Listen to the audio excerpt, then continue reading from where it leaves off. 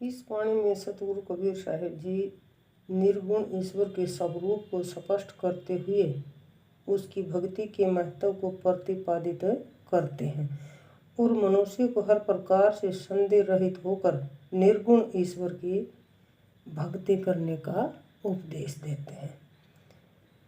साहिब जी की वाणी है, लोका तुम्हें जय कहत हो नंद को, नंदन नंद कहो धू का कोरे, धरनी आकाश दो नहीं होते, तब यह नंद कहाँ थोरे, जामा मरै न संकुटी आवे, नाव निरंजन जाको रे, अविनाशी उपजय नहीं बिनसै, संत सुजस कह ताको रे, 184 जीव जंत में भरमत नंद ठाको रे, दास कबीर को ठाकुर ऐसो, भक्ति कर हरि ताको रे।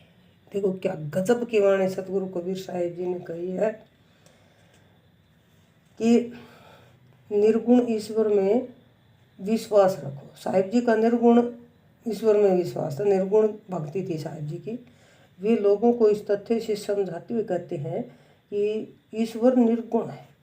उन्होंने समाज को समझाते हुए कहा कि तुम जो कहते हो कि कृष्ण नंद का बेटा है, भला यह तो बताओ कि नंद किसका बेटा है। जब धरती और आकाश नहीं थे तब यह नंद कहाँ थे। यानी साहिब जी का कहने का अभिप्राय है कि निर्गुण ईश्वर को इस संसार के अस्तित्व से पूर्व भी विद्यमान थे। संत सतगुरु कबीर साहिब जी के अनुसार निरंजन और निर्गुण परमात्मा वह है जो न जन्मता है और न मरता है। वह अविनाशी है, न तो उसकी उत्पत्ति होती है और न ही उसका विनाश होता है। जिसका जन्म होगा उसकी मृत्यु भी निश्चित होती है। इसलिए निर्गुण ईश्वर जन्म मरण के दोष से मुक्त है। संत लोग उसी अविनाशी व निर्गुण ईश्वर की महिमा का गान करते हैं। भगवान कृष्ण के पिता नंद तो स्वयं 84 लाख योनियों के चक्कर लगाते हुए गए थे, अर्थात नंद भी जन्म मरण अथवा आवागमन के चक्कर में पड़े हुए थे।